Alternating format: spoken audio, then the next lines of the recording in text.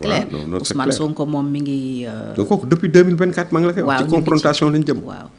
parce que xam nga fort de ce qui s'est passé dans l'histoire ce que nous avons vécu avec des hommes politiques beaucoup plus proches que ñoom ñaar nguur ni mu demee les contradictions de pouvoir ni mu mën a intervenir ñun on souhaitait nous tromper mais tey loolu moo am mais dinaa la wax leen tey Fatou peut-être lu xam ne xëy na dina la xaw a bett parce que ce n'est pas quelque chose de rationnel c'est peut-être un peu irrationnel et un peu voilà ci wàllu ngëm-ngëm rek laa ko teg man dama gëm ni yàlla suñu borom azza wa jalla moo dugal loxoom ci mbir mi ce n'est même pas du sax que ni politique yi dañu am taxawaay bu tax situation demee nii mais yàlla suñu borom moo yore ay mbiram di ko doxal na mu ko soobee. soo ne situation demee nii mooy lan.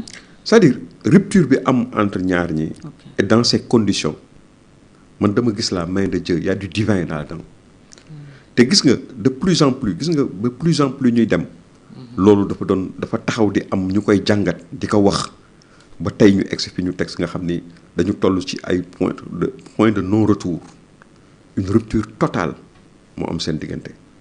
te am na ay temps yu nga xam ni yaa ngi daan dégg ay nit naan non dañuy complot dañuy nangam dañuy lii dañuy leneen teesu complot yëkkati nañ ko fi. xam nga yooyu léegi moom apparemment léegi dafa leer te suñ borom moo ci dugal loxoom. te gis nga dinaa la xam naa ñenn ñi danañu reetaan mais man ba ci ngelaw li amoon bu mujj ji am sax dama gëm ni dafa am lu mu def ci Sénégal. dafa raxas Sénégal ba pare taw ci kaw. gis nga àddina boo ci nekkee da ngay boole li rationnel ak lu rationnelul ñun noonu lañ ñu mooñee moo tax du ñu ay des gens désincarnés yoo xam ni dañuy jàppe seen bopp ay tubaab wala ay affaire yu demee noonu y a des réalités têtues dans notre truc te ay woy gëm lañu gis nga maanaam lu baax ak lu bon ni ñuy cohabiter ci àddina lu bon des fois dina dem ba am doole déggoo ñu naan la Iblis doole yonent bi sallallahu alayhi wa sallam la am ci lu bon li yonent bi am sallallahu alayhi wa sallam ci lu baax ci doole Iblis lu mel noonu la am ci lu bon gis nga sénégalais yi am na lu leen dugg lu nga xam ne tey yàlla raxas na ko loolu man maa la wax loolu.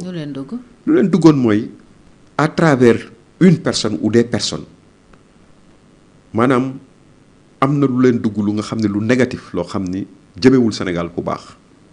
je ne veux pas dire seytaane quoi dugg na leen. mooy Pastef ak Sonko quoi. mais exactement. mais mel na ni loolu dellu na ginnaaw dafa mel ni am na lu ñëw raxas ko lu ñëw nga xam ni toll nañu foo xam ni loolu dañ na seen record yi ñuy def ci njaayum carte gi ak bu Sonko déplacé woo ngeen jàpp ne sénégalais génn nañ ci lool.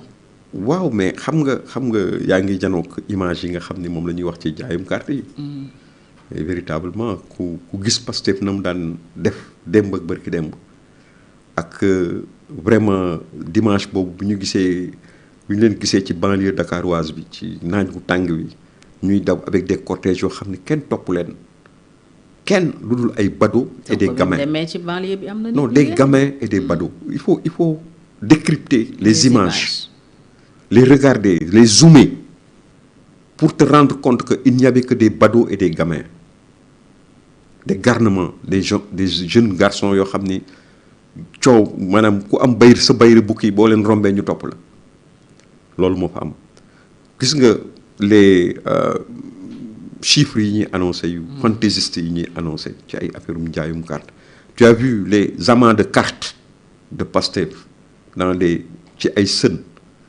pour te dire que jënd loolu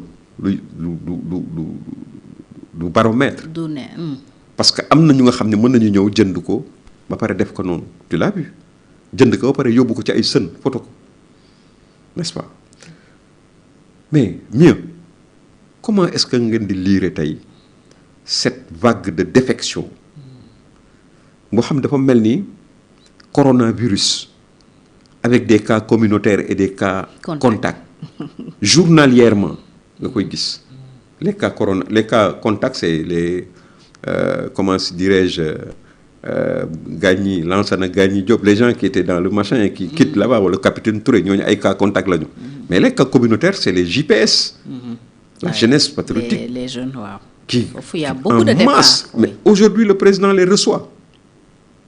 Il les reçoit au palais. Qui aurait dit ça à Sonko? Est-ce que nous avons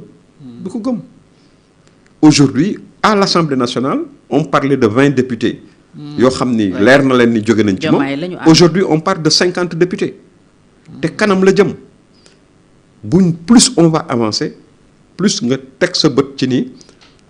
il n'aura même plus cette majorité de 130 députés d'autres. Alors, vous expliquer le rapport entre Sénégalais et pouvoir ou il y a une autre lecture? Mais absolument, le rapport entre... Moi, je l'ai toujours dit, le rapport entre le Sénégalais et le pouvoir. N'est-ce pas? Gis nga mën nañ top sa ginnaw nga yaakar ni gëmuñu lu dul yow mais bu leen léré ni yow ameto sen sanxal paré nañu ci té kenn du leen ko xagn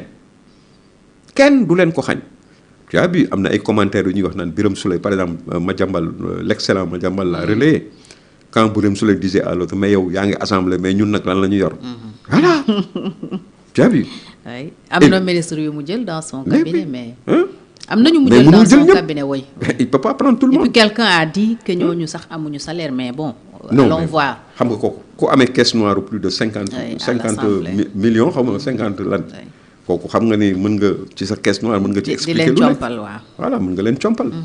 Tu as vu? Et beaucoup de jeunes même, on entend dans les couloirs, c'est des bruits de couloirs. Ñu wax né mom mi ngi assemblée tok am salaire am ay privilèges am. Ñom li ñu yor akas néew di ci tedd mu bëgg leen ko bayilo. Donc c'est les rapports entre le Sénégal et le pouvoir. Benen erreur bu ñu def moy tay sen sañse yu reuy yi ñi sañse. Xam nga les gens dañuy nit ñi dofuñu quoi dañuy am xam nga motax ben way ben amna ku ma ko doon di ko comparer ben j'étais sur un plateau. Comparer Thomas Sankara ak mané mais xolal gaay sen bazin yi ñi sol ak sen grand boubou yi ñi sol hein di pavané montre buñ ko takké nga ni ñaata million la jar dal buñ ko solé nga ni ñaata million la jar xam nga il faut arrêter quoi voilà. Mais malgré lolu Sonko ak sa popularité jappo len né ba tay il peut toujours faire mal. Sonko actuellement il n'est que l'ombre de lui-même. Ah ouais. Sénégalais yi wéddi nañu Ousmane Sonko il va xam nga de plus en plus il va aller dans négal touti c'est une question d'heure et de semaine. C'est une question d'heure. Chaque heure di nga am surprise bo xamni fi ak ñuy tass assemblée nationale tu te rendras compte que ni mom wax na la bu gesto du gis ko dul Waly Bodian. Confrontation be Diomaye ba fan la mëna yegg parce que aussi le Madiambal bobu nga tuddu ci soulever na fi ay mbir yu bari da nga am ay crainte ci man dama gëm ni lui-même Ousmane Sonko il sait que même sa liberté elle est compromise parce que buñu démé ba ñun la par exemple un président de l'Assemblée nationale dont c'est un daw laqku la c'est un usurpateur d'une fonction de député d'une qualité de député qui finalement ñu def ko président de l'Assemblée nationale mais soit mës nga gis président de l'Assemblée nationale lu réew interdit de sortir du territoire national. Est-ce que c'est confirmé? Ah mais justement quand on le dit, quand quelqu'un le dit, un homme vraiment réseauté, un journaliste d'investigation, l'un des plus réseautés au monde, comme Madiambal Diagne, quand il le dit, la preuve Madiambal wax na fi ay wax yo xamni en direct ma nga nek point E li lay am ma ngay dugg ci bir villa bi tas na réunion ba nangam ak nangam personne n'a démenti tout ce que Madiambal a dit. C'est la rencontre avec le juge. Mais la nature a horreur du vide. Quand il n'y a pas de démenti, quand il n'y a ni du côté de l'État, ni du côté de Moss, mais les gens, ils concluent effectivement que c'est vrai. Tant que, jusqu'à preuve du contraire, nous l'avons dit.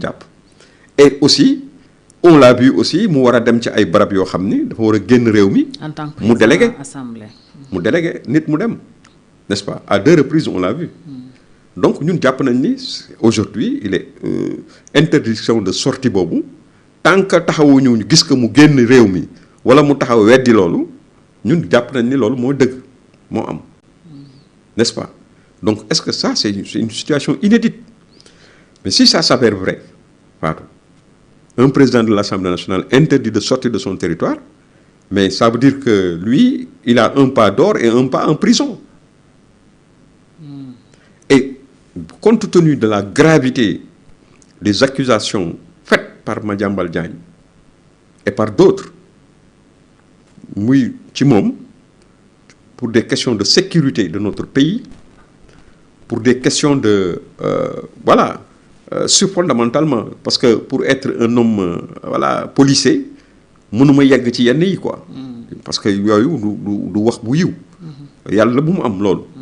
mais pour dire que ce qui pèse sur lui en tant que homme politique boo xam ni jàpp nañ ni wax nañ accusé nañ ko nekk jël alalu réew mi wala dem def ay maanaam waxaale ay yenn affaires yi am ay privilèges yoo xam ne jox nañ ko doomam jëndal ko villa nangam boo ko weddee ma génne këyit yi et cetera gis nañ ko mu nekk sol kagul di nangu di joxe xaalis xaw ma di nangu xaalis et cetera il y a les images il y a trucs il y a des preuves et jusqu'à présent il n'a pas daigné démentir.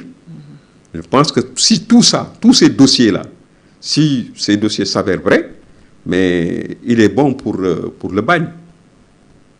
Il est bon pour le bagne. Alors, ce que je ne le souhaite pas, quand même. Je ne souhaite à personne d'aller au bagne, mais...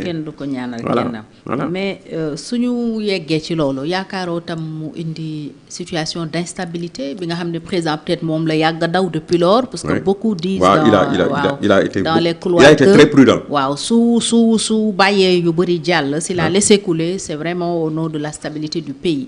Alors lan moy jar kon mu yegg ci lolu. Ouais, mais xam nga amna ben lolu dafa am ben seuil bu muy egg quoi.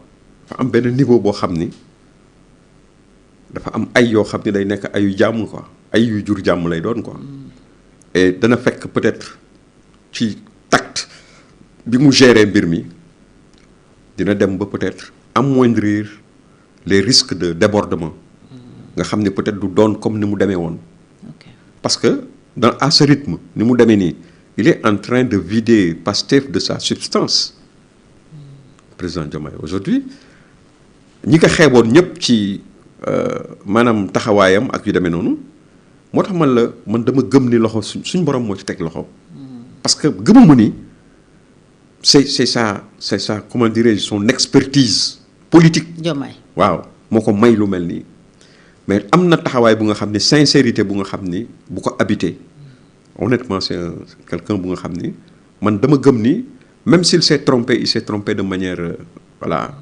de bonne foi. Voilà. De bonne foi. Kon yow tay japp nga ni ñep dañu wara and jappalé Diomaye. Non, pas loolu. Diomaye il ne cristallise pas les intérêts supérieurs du Sénégal aujourd'hui. Man gëmuma loolu. Man dama gëm ni Diomaye ak xam-xamam ak taxawayam ak lu démé nonu. Le Sénégal mérite mieux que Diomaye. OK. N'est-ce pas? Moi je pense que c'est une punition mais dans la moindre mesure bu ñu Yalla tek. Mënon na gëna metti su tégon ci loxo Ousmane Sonko mais avec Diomaye je sais que suñu borom daf ñu yërem motax mu tek ci loxom mais nak c'est pour voilà c'est une transition vers quelque chose de meilleur encore nga xamni vraiment Sénégal lool tollol quoi voilà Sénégal dafa am lu mu tollol voilà te vraiment gisuñu suñu bop ci tolluwaay boobu nga xam ni moom lañu daan gis ci ku mel ni Abdoulaye Wade moom lañu daan gis ci ku mel ni Abdou Diouf wala keneen ak keneen voilà kon Ousmane Sonko mën nañu jàpp ne déclaration Mbacké bi lim ca waxoon yépp avec cette nouvelle donne à l'Assemblée ça ne signifie plus rien mooy motion de censure beeg yu ni mel kon Diomaye et son gouvernement n'ont plus à s'inquiéter non ils n'ont même plus à s'inquiéter moo tax man la gis nga moom il ne maîtrise rien moi je n'ai jamais vu un homme politique aussi limité que Ousmane Sonko. Ça, Ousmane Sonko